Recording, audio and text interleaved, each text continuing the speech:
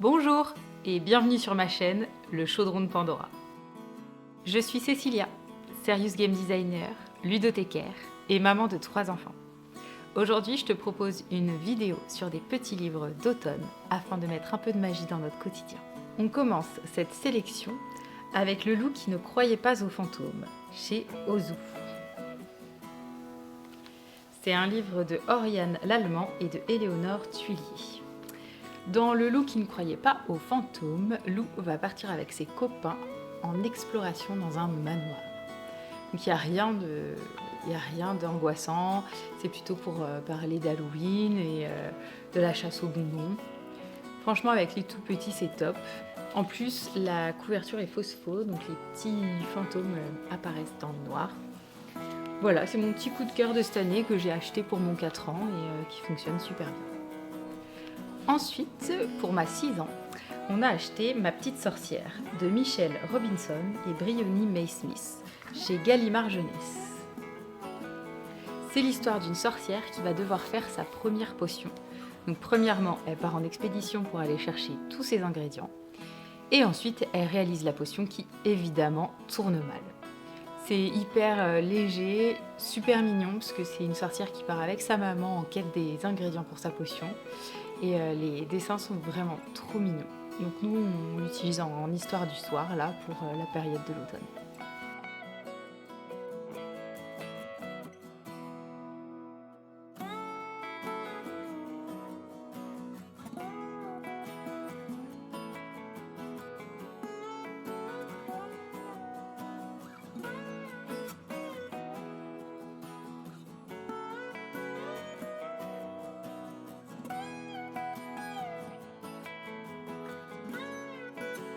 Le suivant, c'est un magnifique album qui m'a été recommandé par Claire Bois. Il s'agit de Cette maison est hantée de Oliver Jeffers chez Éditions Kaléidoscope. Donc le format est assez intéressant, un format long. Et alors surtout à l'intérieur, vous avez des calques. Et c'est les calques qui vont venir vous faire découvrir les fantômes dans les pièces. Donc il y a tout un travail en fait sur des photographies d'un véritable manoir sur lesquelles on a dessiné le personnage qu'on va suivre et en plus avec les calques on va y ajouter la présence des fantômes. Vraiment il est super beau, c'est un texte assez court et voilà une petite fille qui est dans un manoir à qui on a dit qu'il y avait des fantômes et elle les trouve pas. Donc on va les chercher avec elle. Il est rare que je fasse une sélection de livres sans y mettre les Fan Brothers. Donc pour cet automne, j'ai 2 albums à vous recommander. Tout d'abord, L'épouvantail au cœur de paille, dont j'ai déjà parlé. C'est aux éditions Little Urban. Et là, on va rencontrer donc un épouvantail et son ami le corbeau qui va nicher au creux de l'épouvantail. Les illustrations sont magnifiques, comme à chaque fois avec les Fan Brothers. L'histoire est tendre. Et on est vraiment au cœur des saisons et plus particulièrement au cœur de l'automne. Je vous encourage vraiment à le lire en famille. Nous, ça fait partie des auteurs qu'on adore en fait. Chez Little Urban, toujours, on a Festin de nuit de Eric Fan, l'un des Fan Brothers, et Dena Serfeling. J'espère que je prononce bien. Là, il va être question d'un café itinérant qui arrive en pleine nuit et qui vient proposer des petites douceurs aux animaux de la ville en pleine nuit. Pareil, c'est très joli, c'est doux, un peu feutré comme ambiance. On va y retrouver des chouettes, des papillons de nuit, des hérissons, des chauves-souris. Donc ça permet aussi de parler un petit peu de tout ce qui se passe quand on dort et des animaux qu'on peut parfois entendre le soir.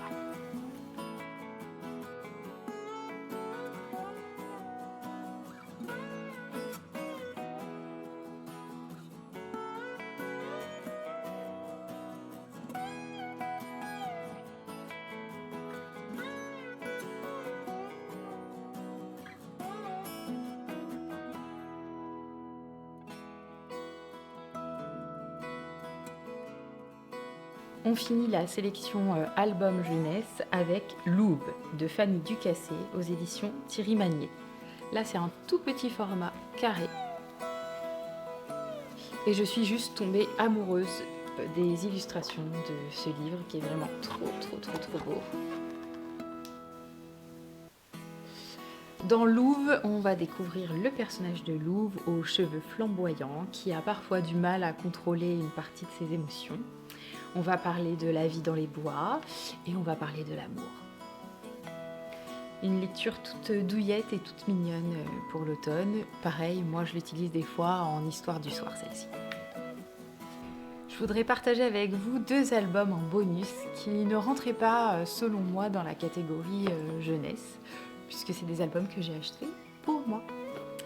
Il s'agit de Les Sorcières de Cécile Roumiguière et Benjamin Lacombe aux éditions Albin Michel Jeunesse, qui fait partie de la collection L'Encyclopédie du Merveilleux. Dans ce livre, on va aborder toutes les figures des sorcières connues, Hécate, Cassandre. On va aussi parler de leurs potions, on va parler de leur jardin, on va parler de sorcières d'autres continents, d'autres civilisations et même des sorcières dans la société moderne. Il est magnifique comme toujours avec Benjamin Lacombe. C'est un superbe objet et c'est un livre intéressant que vous pouvez lire par petits bouts en fait. Vous n'êtes pas obligé de le lire d'un coup. Méga gros coup de cœur cette année pour un album de Michael Brun-Arnaud et Jérémy Payet, Le Croc en mur, aux éditions Kaléidoscope. C'est l'auteur de Mémoires de la forêt. D'ailleurs, il y a un tome de Mémoires de la forêt que vous pouvez lire en automne. Pour l'instant, chez nous, c'est mon fils de 10 ans qui s'y est mis. Mais là, Le Croc en mur, vraiment super beau. Illustration à couper le souffle. Et la thématique, vraiment, moi, m'a pris aux tripes. Le croc en mur, il passe dans les maisons après le décès de quelqu'un et il s'occupe des objets qu'on a laissés dans la maison. Voilà, du coup, c'est un paria qui est mis un peu au banc de la société puisque personne n'ose s'approcher de lui. Et évidemment, il va rencontrer un petit enfant curieux qui va devenir son ami. Je trouve qu'en cette période d'automne et à l'approche de la Saint-Main, c'est une thématique qui résonne particulièrement bien. Voilà.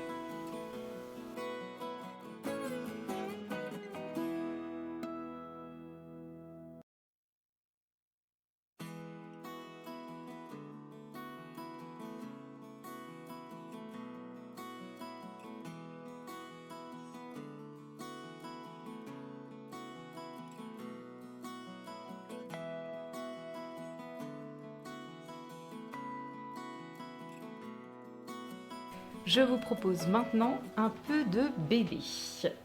Il s'agit de Brume. Si vous ne connaissez pas, c'est des albums faits par Jérôme Pelissier et Karine Inder aux éditions Glénat.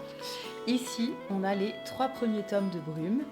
Le tome 4 est sorti au mois d'octobre cette année. Donc on va bientôt se le procurer pour savoir ce qui arrive à Brume.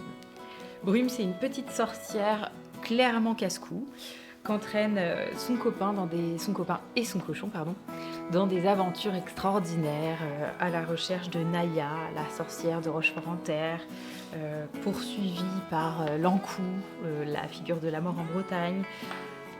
Voilà, elle va affronter des dragons et bien d'autres aventures. Donc c'est une petite fille très attachante et moi je lis les BD avec mes enfants. Donc soit je leur fais la lecture pour les plus petits, soit le grand est autonome et relit les albums tout seul. Donc je vous conseille Brume qui est vraiment une BD trop mignonne et parfaite pour l'automne.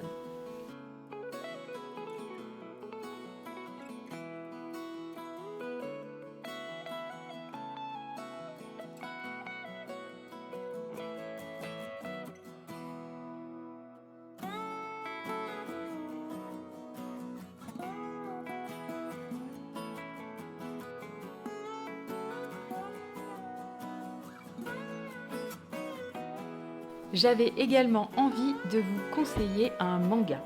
Il s'agit de l'Atelier des sorciers de Kamome Shirahama aux éditions Pika. Je vous montre un peu. C'est une série de mangas que je lis et que mon grand de 10 ans va lire à ma suite. On va suivre les aventures de d'un groupe de petites sorcières qui sont en apprentissage et on va découvrir en fait tout un type de magie que j'avais vraiment jamais trouvé dans d'autres livres. Une magie avec des sceaux, des dessins et vraiment c'est hyper attendrissant. Il arrive plein d'aventures diverses à ces petites sorcières qui apprennent aussi à s'entraider les unes les autres. C'est pas violent. Voilà, il leur arrive des choses des fois un peu dures, mais on peut totalement le mettre dans les mains de grands, je pense 8, 9, 10 ans, ça passe tranquille. Moi j'adore, je suis tombée vraiment fan de cette série, je crois que j'en suis là au tome 6 et je me suis laissée tenter par des grands formats en fait. Ils ont ressorti les mangas sous forme de grimoire, donc évidemment j'ai craqué. Et j'ai aussi des ex-libris parce que le dessin est hyper fouillé. Moi, j'adore les mangas où on peut passer des heures à observer les planches et trouver des tonnes de détails cachés un peu partout. Donc là, vraiment, je me régale. Et en plus de ça, tout le système magique qui est développé dans cette série est vraiment hyper intéressant. Donc voilà, si vous avez envie de vous mettre au manga, l'atelier des sorciers.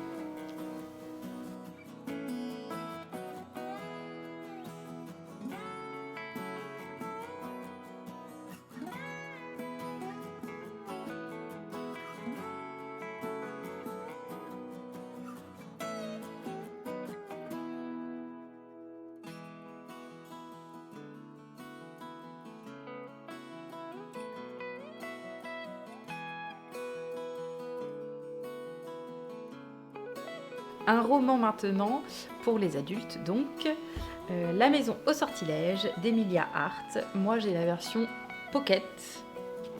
Marque-page, ça fait mal. C'est un roman qui se lit hyper bien. Ce que j'ai aimé dans La maison au sortilège, c'est qu'on va suivre l'itinéraire de 3 femmes différentes. Et finalement, les destins vont se croiser, vont prendre sens. Donc ces 3 femmes dans des époques différentes, avec des histoires différentes. Il faut attendre vraiment la fin du livre pour comprendre comment tous ces destins s'articulent ensemble et quel message ils portent aussi. Je l'ai dévoré clairement, je le trouve très bien écrit et j'ai beaucoup aimé cette alternance de chapitres entre les personnages et entre les époques. Donc si vous cherchez un petit roman bien agréable pour cet automne, La maison au sortilège. Et enfin, pour finir cette sélection d'automne 2025, je voulais vous parler des grimoires, la collection Grimoire des Sabbats par Katie Orin-Ferrella aux éditions Danaé. Là, il y a le grimoire de Mabon, donc, qui concernait le mois de septembre plutôt, et le grimoire de sa main qui va nous concerner en octobre. Ce sont des livres pour adultes qui vont vous expliquer les origines de ces sabbats, les origines de ces fêtes dans les différentes mythologies et aujourd'hui dans le paganisme actuel, ce qu'on en fait, comment on peut fêter ces sabbats avec des exemples de rituels, des conseils de recettes. Moi je les adore, je les relis régulièrement. Je trouve ça hyper intéressant parce qu'ils sont quand même costauds. Il y a un vrai travail de recherche. Donc c'est ça que j'aime aussi, d'aller y trouver de l'historique et des sources fiables.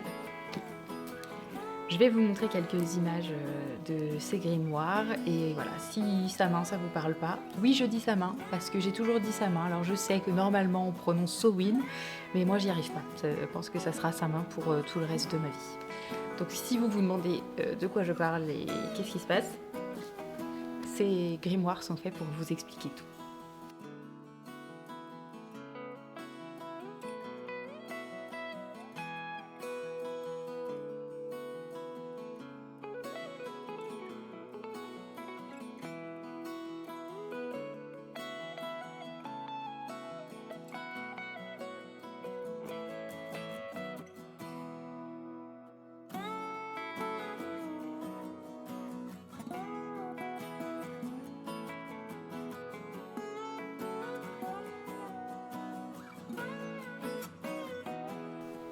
Et voilà pour cette sélection de livres automne 2025.